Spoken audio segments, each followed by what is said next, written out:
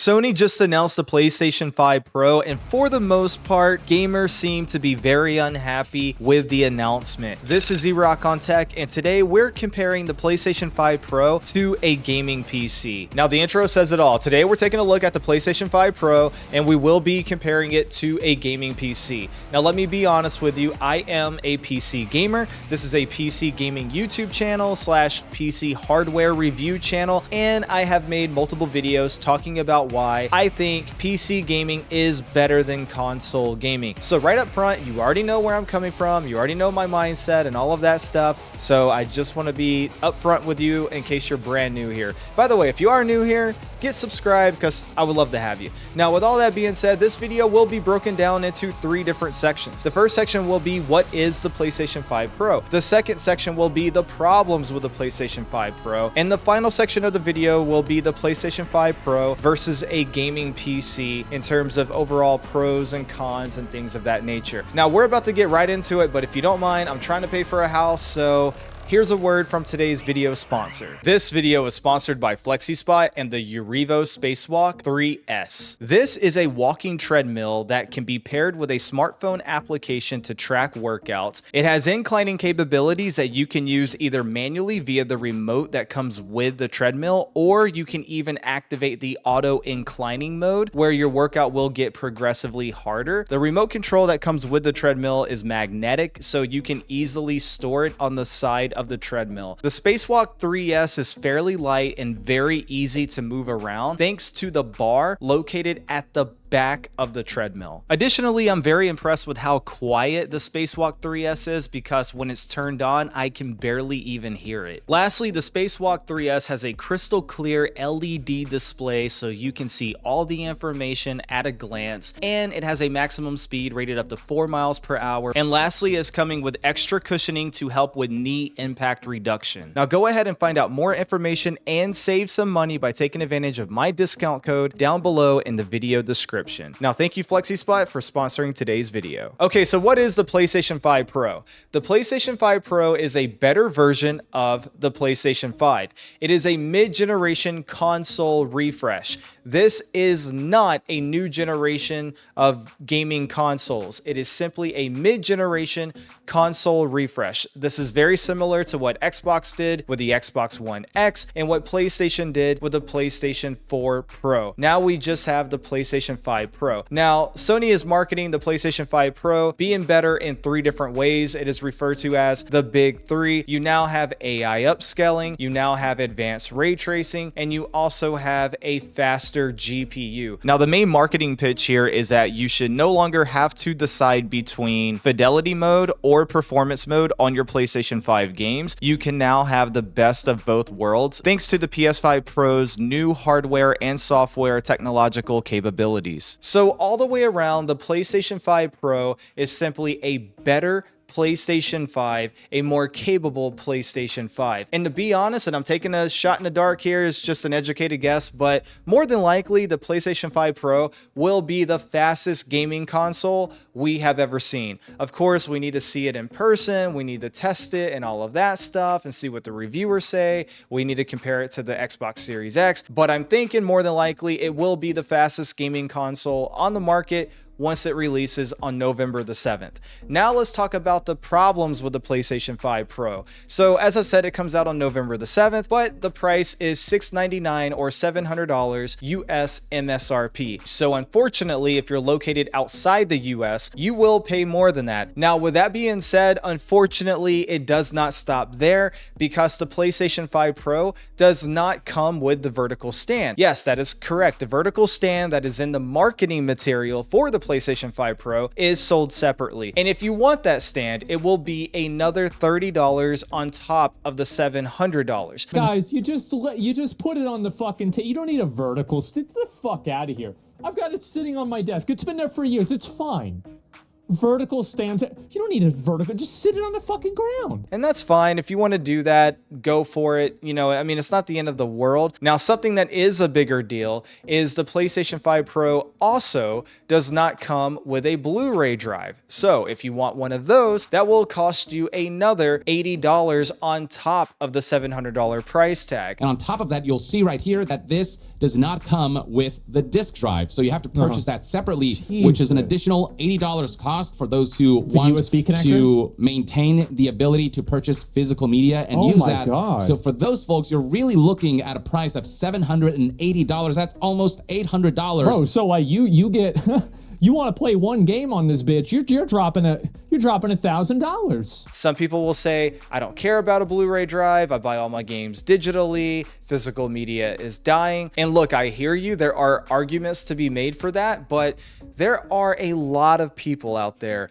who really still love physical media, and they go and they buy their physical media. They want to preserve as much physical media as humanly possible, and they really like the idea of knowing, hey, I have a physical copy of this game. That may not be me. That may not be you, but there are people out there that really care about that stuff. Some ordinary gamers talks about this all the time. He even made a PlayStation 5 video complaining about this. So it's definitely a point of consideration. I look at things a little bit more simply than that. My mindset is this: if I'm making a product and putting it out on the market, and I'm saying this product is better than the previous product, one way that I look at that to say, is it really better? I always ask myself, okay, does this product do everything the last model did and more?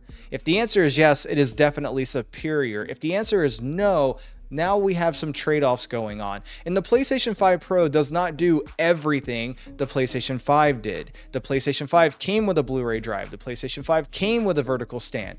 But the PlayStation 5 Pro does not have those things. You have to pay extra if you want those things. And if you're curious, I am in the state of Georgia in the United States of America, and I added a $700 product to my Amazon cart, along with the PlayStation 5 optical Blu-ray drive, along with the PlayStation 5 vertical stand, just to calculate the tax and see what the final number would be. And the final number is this. In taxes, I was looking at paying $48.72 for a grand total of $860.64. And so at the end of the day, if you get a PlayStation 5 Pro and you say, hey, I still want to be able to play physical games, I still want the vertical stand, and if you are in the United States, depending on your state tax, you could be looking around $860, give or take. And unfortunately, if you're outside the United States, it will cost you even more than that. And we have to remember that you also have to pay for an online subscription in order to play your games online. And so the cheapest option there is PlayStation Plus, coming out to about $10 per month for the essential package, or you can do $25 for every 3 months, or you can do $80 for the year. And that is the bottom tier. You can go up to extra for more money, and you can go up to premium for even more money than that. It just depends on the perks you want. But yes, at the end of the day, when it's all said and done, you are pushing very close to about $1,000 in order to play the games on the PlayStation 5 Pro. Okay, let's say for the sake of argument,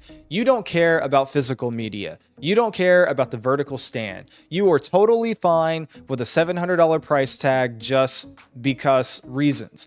You're going to go buy the PlayStation 5 Pro because you think it's going to be worth it. The question then becomes, is it? Is it really gonna be worth it? Because if you look at the presentation that Mark Cerny gave, there is not a lot there to go on. Outside of the price, this is single-handedly the biggest complaint that people have about the PlayStation 5 Pro. All the games used to showcase the technology are games that are already on the market. And in some cases, they have been on the market for more than a year. You're talking about Ratchet & Clank Rift Apart. You're talking about Spider-Man 2. You're talking about The Last of Us Part 2. These are older games. There's no new titles. There's no new exclusives. There's no new super over-the-top, graphically demanding game we've never seen before to really showcase these technologies. So it comes across a little bit lackluster, if I'm being completely honest. And when I was listening to other videos on YouTube from PlayStation gamers,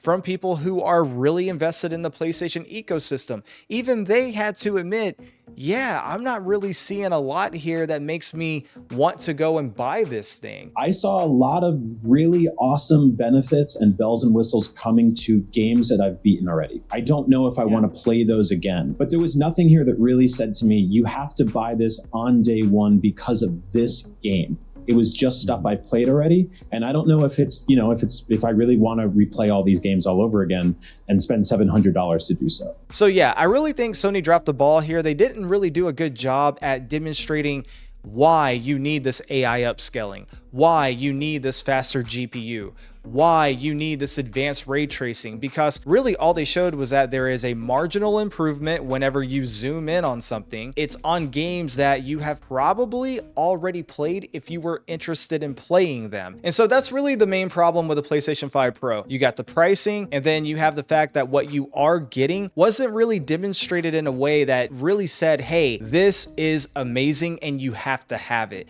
So I think that's really where they dropped the ball. Okay, I'm editing this video and I'm now starting to see reports come out that are claiming the PS5 Pro will not guarantee 60 FPS on video games. Just because a game receives a patch for the PS5 Pro, it does not mean that it will run at 60 FPS. I'm also seeing reports that are claiming that even GTA 6 will more than likely still run at 30 FPS on the PS5 Pro because it will be a game that will be heavily CPU demanding, and the PlayStation 5 Pro is not receiving an update to its CPU. So unfortunately, even at $700, it seems like 60 FPS is not a guaranteed standard. Now again, this section of the video is called the problems with the PlayStation 5 Pro, and if I'm missing something, let me know in the comment section below. Let other people know what I missed so that they can at least have that information. But now I need to move on and talk about how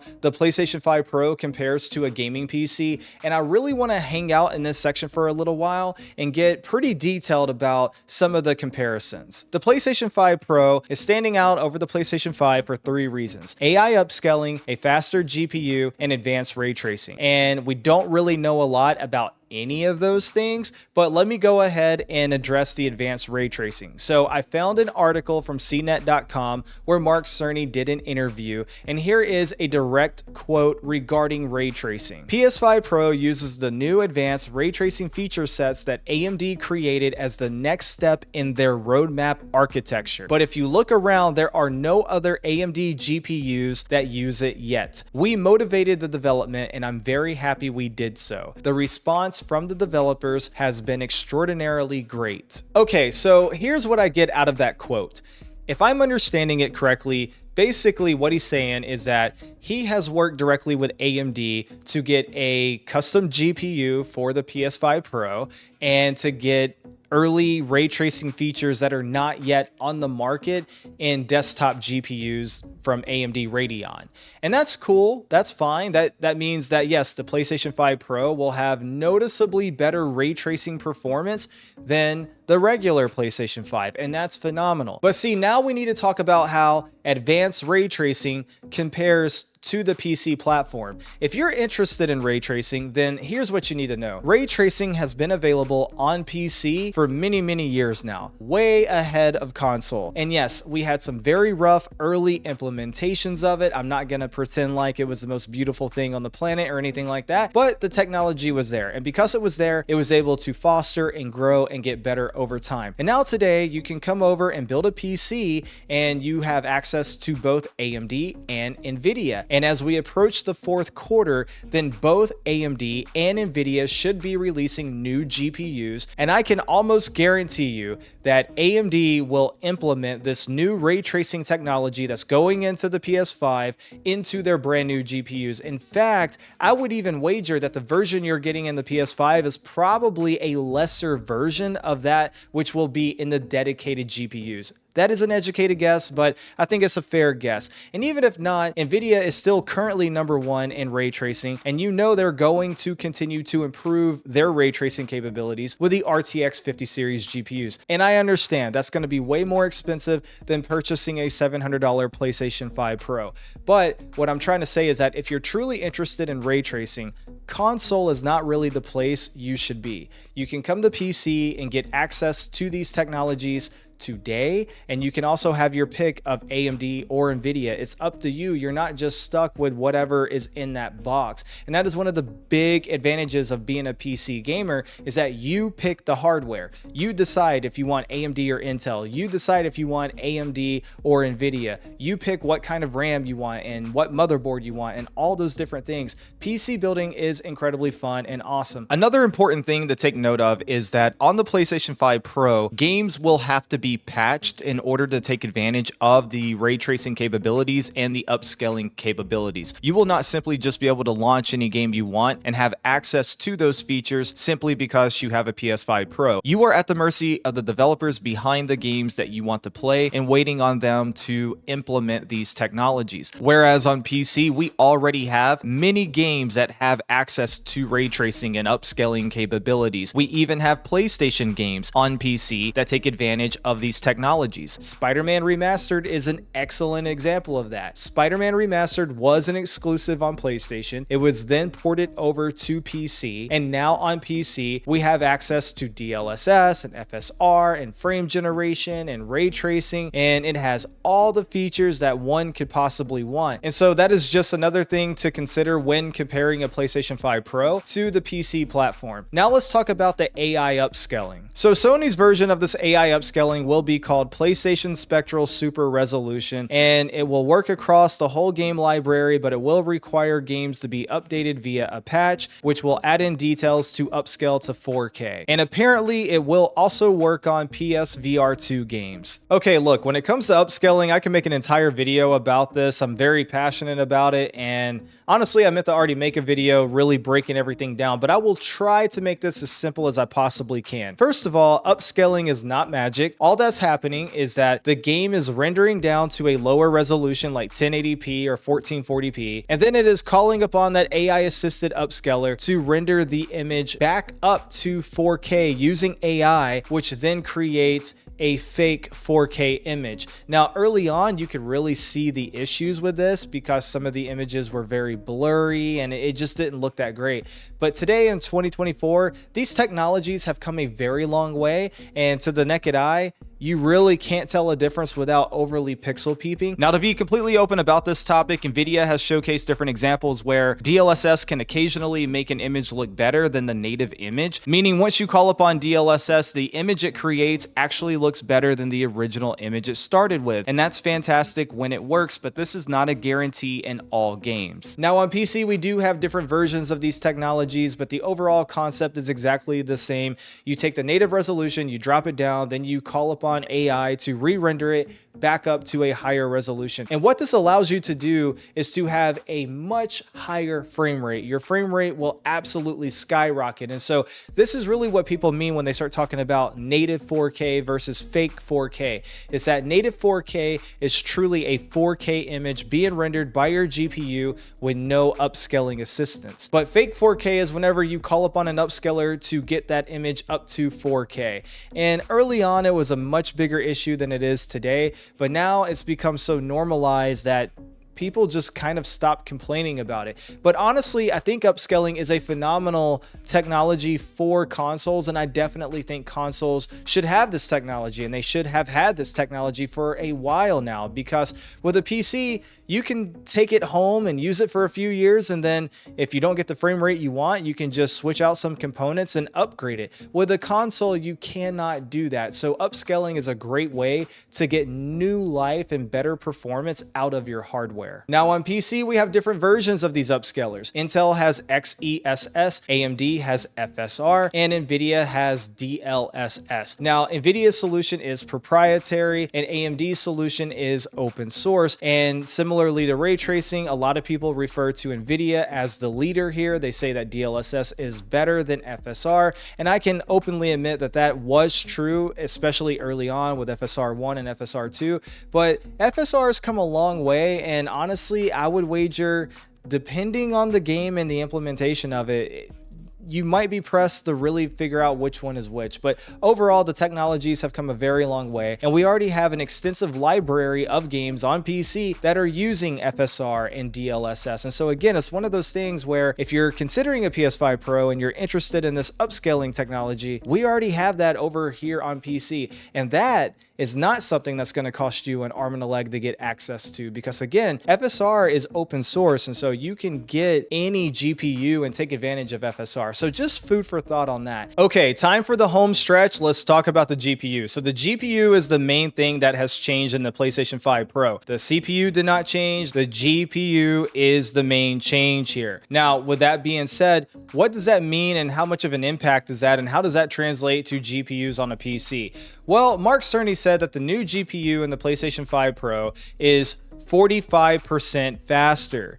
Okay, what does that mean exactly? Well, if you start Googling around, one thing you're going to find is that the number 60 compute units comes up. What they're saying is that the new GPU for the PlayStation 5 Pro is going to have about 60 compute units. And then when you start searching around on the internet, you can see that the 7800 XT has 60 compute units. And I did an entire video about the 7800 XT. Spoiler alert, I highly recommend it. It is a great GPU. And if you're going to sit there and say, oh, wow, we're getting a 7800 XT basically in our PS5 Pro for $700, that is truly a phenomenal deal. That is a phenomenal deal. I challenge that notion because I don't think that's true. And let me explain why I don't think that's true. Okay, so it is true if you look at the compute units for the 7800 XT, the number is 60. But it is also true that if you look at the RX 6800 GPU, the number of compute units is also 60. And the reason why this is relevant is for two reasons. The first reason is because this shows that there is more than one GPU that has 60 compute units. And so I don't think 60 compute units is the only metric you can use to really say, oh, this is the GPU it is. But number two, the RX 6800 is in the same family of GPUs as the 6700 non-XT, the RX 6700 non-XT. Why are we talking about that GPU? Well, according to Digital Foundry, that is the GPU in the PlayStation 5. And to take it one step further, if you go to techpowerup.com and if you look at the relative performance, you can see if you add 45% to the performance of the 6700, you end up getting a Radeon RX 6800, whereas the Radeon RX 7800 XT is 72% faster. So if you want to talk about actual performance, if the 6700 non-XT is truly the GPU inside the PlayStation 5, and if the new GPU is truly 45% faster, then the Radeon RX 6800 is about the best bet we can possibly get because it is coming in at 44% faster. Now again, this is relative performance and it is coming from a single source, techpowerup.com. And so it does depend on how much stock you want to put into that information. But I find it far more likely that the GPU went from a 6700 non-XT to a 6800 non-XT because it is just a simple one GPU tier upgrade versus jumping from RDNA 2 all the way up to RDNA 3. I have a hard time imagining that. And again, if you go back to the presentation that Mark Cerny provided, we were not seeing a radical difference in terms of performance or graphical fidelity whenever he was doing the side-by-side comparison. That could just come down to the simple fact that, you know, it's compressed on YouTube and they did a terrible job picking which games to showcase these technologies. For all I know, the PS5 Pro could come out November 7th and it could be absolutely phenomenal and wonderful and all the good things. But I really just have a hard time thinking that they jumped up an entire generation of GPUs for the PS5 Pro. If they did, that truly would be a phenomenal value, minus all the other things that we pointed out earlier in the video. But I think the GPU is probably going to be closer to that Radeon RX 6800 as opposed to a 7800 XT. And if you're curious what that difference is, the 6800 XT is about 20% faster than the 6800 non-XT, and the 7800 XT is about 8% faster than the 6800 XT. And so as you can see, there's a pretty big gap there. You can make the argument that, okay, maybe Tech Power Up is 1, 2, maybe 3%, maybe even 4% off in some of these numbers. But if you look at the margin between the 6700 non-XT versus the 7800 XT, according to Tech Power Up's chart, there is a 72% difference there. And Mark Cerny himself only said to expect a 45% performance increase. So 45 and 72 don't equate regardless of the compute units, but I could be wrong. I could be wrong. I have no idea. We'll have to wait and see on November the 7th. Consoles definitely have their place. I used to be a console gamer. I hated the PC platform, and I never thought I would ever be a PC gamer. Well, years went by, and now here I am. Not only am I a PC gamer, I build PCs for other people, and now I run a PC gaming channel here on YouTube. So I never thought that would happen, but when you get more information and when you start experiencing what PC has to offer, it kind of opens your eyes a little bit. I think Mark Cerny is missing the point, or Sony in general is missing the point of a console. Let me explain. I know why people play consoles. People play consoles for 3 reasons, and the first reason is cost. All day long, people want a cheap solution to be entertained. The second reason why people play consoles are for the console exclusive games. And the third reason why is for ease of access, ease of use. And the cold hard truth is that PC is easier to use than ever before. You can buy a pre-built PC if you don't want to build it yourself. Sure, okay, it's not going to be quite as simple as a console in terms of maintaining it, but at the end of the day, it's not rocket science. And then in terms of console exclusive games, those are going away more and more every day. PlayStation now has their own dedicated page on Steam. They are bringing over all of their games. We have God of War 2018, and in a couple of days, we'll be getting God of War Ragnarok. We have Spider-Man Remastered. We have Ghost of Tsushima. We have Ratchet & Clank Rift Apart, and the list goes on. And they will only continue to bring those games over. Xbox is already committed to bring in all of their first-party games to PC day one of release. And so really the main reason why people would really stick with console, other than the simple fact that they just don't want to learn how to use a PC, is cost. It's the price. And when you look at the PlayStation 5 Pro and you see that it starts out at $700 and then it goes up from there after you include the vertical stand if you want it, the Blu-ray drive if you want it, and taxes, you're really getting kind of close to that PC territory. And if you want to think, oh, well, that's not true because PCs cost thousands of dollars. I will admit, if you want a PC that is top of the line, that is going to be several $1,000s. If you want a PC that even fully matches what the PS5 Pro is probably going to offer, that is going to be over $1,000. I will admit that. However, if you're open to experimenting and seeing what kind of build you could put together for about the same price as the PlayStation 5 Pro if you include all the other stuff I mentioned, then I came up with this list on PC Part Picker, and you can see the grand total before tax is $867.53. And yes, I will fully admit this is not a top of the line gaming PC, and maybe possibly the PS5 Pro will rival or even potentially beat this PC, but it won't be by much, not by much at all. You have a 3700X processor on here, which I'll admit you may or may not be able to get in your area. It just depends. It is an older CPU, but it does match the 8 cores in the PlayStation 5 and PlayStation 5 Pro. It does come with a CPU cooler in the box. And of course, the main thing here is going to be the GPU with the 7700 XT. That gets you on the latest and greatest family of AMD Radeon GPUs. It does have ray tracing support. And if you go back to techpowerup.com and if you look at that relative performance chart, you can see the 7700 XT is listed as 42% faster than the 6700 non-XT, which is supposed to be the GPU inside the PlayStation 5. And yes, I understand that 42% faster is not 45% faster, but AMD GPUs get faster over time with driver maturity. And so depending on when this number was provided, this 7700 XT could very well be at that 45% marker today. And of course, with that PC build I just showed you, you will get ray tracing support. I'll admit it's not the best, but you'll have ray tracing capabilities, and you'll have access to